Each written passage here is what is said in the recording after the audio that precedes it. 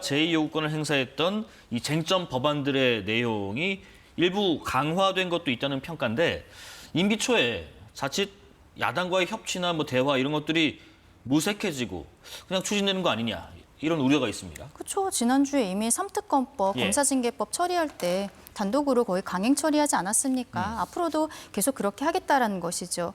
형사소송법 개정안 같은 경우에는 그동안에 많이 말씀을 드렸으니까 상법 개정안에 대해서 말씀을 드리면은 이게 결과적으로는 이사회 충실 의무 대상이 주주까지 확대가 되었을 때 그러면은 극단적으로는 한 개의 주식만 가지고 있는 사람도 어떻게 보면 이사에게, 회사에게 손해배상 청구라든지 배임 이런 것들을 문제 제기할 수가 있는 거예요. 네. 그러면은 회사 같은 경우에는 업무가 마비될 가능성이 있다라고 이야기를 하면서 회사 대기업들은 이 법안에 대해서 굉장히 부정적으로 말씀드린 바가 있습니다.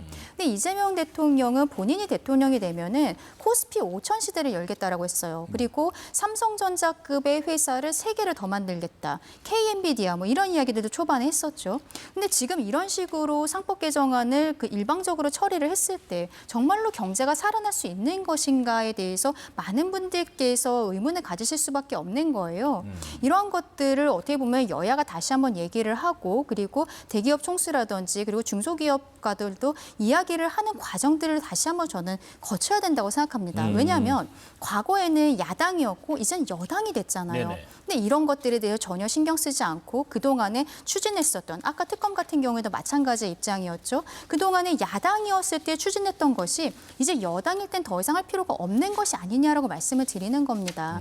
근데 지금도 야당인 것처럼 이런 것들을 강행하겠다라고 하는 것은 국민의힘과의 대화 가능성에 대해서도 아예 단절을 시키겠다는 거죠. 김용태 비대위원장이 본인들도 어쨌든 민생이라든지 이런 것들의 법안 처리에 있어서는 최대한 협조하겠다라고 계속적으로 이야기를 하고 있는데 민주당에서는 오히려 대화의 채널조차 가동하지 않고 있다라고 말씀드리고 싶습니다. 지금 말씀하신 이 상법 개정안 포함해서 공직선거법하고 법원조직법 개정안까지 이걸 처리하는 시점을 고민할 수도 있다, 고심할 수도 있다 이런 가능성도 맞습니다. 제기되던데 혹시 있을지 모를 역풍의 우려에서인가요? 기본적으로 상법 개정안은요. 이 법문을 어떻게 고치는지를 보면요. 이사의 충실 의무, 그러니까 본인이 기업의 이사의 구성원으로서 충실한 본인에게 부여된 의무를 다하겠는 그 대상을 주주로 넓히겠다는 겁니다. 이거는 이재명 대통령의 경제 공약의 아주 핵심 사안이기도 했어요. 민주당이 지난번에 추진하기도 했었고.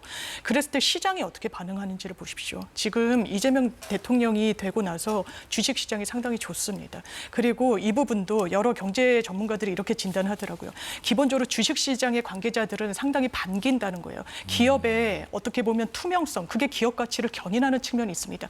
다만 기업에서 우려하는 부분이 있죠. 이게 어떻게 보면 대한민국의 자본시장 구조의 왜곡성을 또 보여준다는 측면이 있습니다.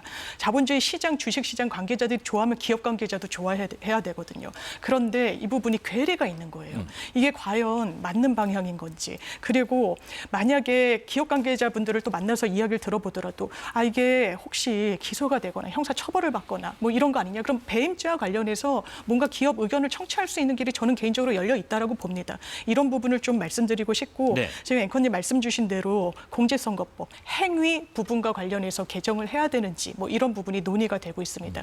이 부분도 속도 조절이 필요하다는 의견도 있습니다만 기본적으로 이 공직선거법에서 허위사실 공표하면 당연히 처벌해야죠. 그러니까 학력을 속이고 가족관계를 속이고 재산을 속이고 이러면 처벌해야 됩니다. 대단히 명징해요. 그런데 행위를 처벌한다고 하니까 행위? 이러니까 토론회에서 이야기한 부분. 이건 비단 민주당의 문제가 아닙니다. 네네. 지금 윤석열 전 대통령도 내 부인이 도이치모터스 주가 조작에 관여하지 않았다. 오히려 손해봤다. 실제로 검찰 의견서에는 23억 이득을 봤거든요. 그러니까 거짓말하지 않았냐. 이거 행위로 이거 처벌받아야 된다. 이게 정파적으로 정쟁의 수단이 되고 있어요. 이런 입법례를 갖고 있는 국가가 거의 없다라고 합니다. 우리도 일본에서 차용했는데 일본에서는 없앴다고 하고 영국은 있다라고 하지만 실제 수사에서 활용하는 예가 없다라고 합니다. 전 개인적으로 이 부분에 대해서는 진보 보수의 문제도 아니고 손질을 하는 것이 맞다라는 생각이 들고 법원조직법 개정하는 법관을 증언하는 겁니다. 저희가 재판을 하다 보면 많은 분들이 정말 인생을 걸고 합니다. 돈도 많이 들고 시간도 많이 듭니다. 이런 부분과 관련해서 지금 대법관의 입장을 보면 원래 기록 읽지 않는다, 안 와도 된다라고 이야기를 했어요. 이재명 당시 대표의 사건에 대해서. 네. 그리고 실무에서도 심리 불속행 기각이라고 아예 심리 판단조차 들어가지 않는 비율이 민사 사건 70%가 넘습니다. 이제 증언을 해야 되는 건 시대적 과제라는 생각이 들지만 다만 이 대법관들이 늘어나게 되면 재판 연구관도 지원을 해야 되기 때문에 늘어납니다. 그러면 하급심의 판사 충원 문제도 있어요. 이게 법원, 이 법관 증언과 관련한 법률도 같이 봐야 되는 그런 문제가 있고 예산의 이런 확정 문제도 있고 여러 부분을 봐야 되기 때문에 이제 속도 조절에 나선 것으로 보입니다. 법안 관련해서 말씀드리고 말씀하십시오. 네. 싶은데 공직선거법에서 행위 부분 삭제하는 거 네.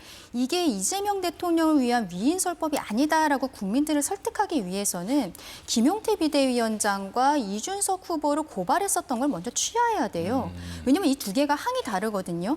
이재명 대표가 토론에서 이야기한 게 허위사실이다 이야기한 것은 당선 목적 허위사실 공표입니다. 거기에서 행위를 삭제하겠다고 지금 민주당이 이야기하는 거예요. 예. 그런데 김용태 비대위원장이 커피 원가 120원 논란에 있어서 자영업자들이 폭리 취하는 것처럼 이야기했다라고 이야기한 부분은 이재명을 떨어뜨리기 위한 거다. 낙선 목적 허위사실 공표라는 거죠. 그리고 이준석 후보가 이재명 대통령의 장남의 댓글과 관련해서 이야기한 것도 이게 남성을 향한 표현인데 여성에 관한 표현인 것처럼 방송에서 토론에서 이야기했다라는 거예요. 이것도 낙선 목적 허위사실 공표라는 겁니다.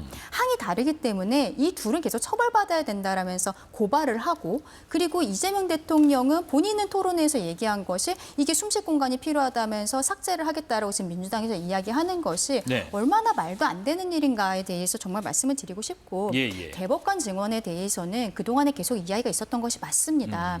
그래서 대법관 증언에 대해서는 지금 대법원장 같은 경우에도 국회에 협조를 하겠다, 대화를 하겠다라고 이야기를 하고 있는 것이죠.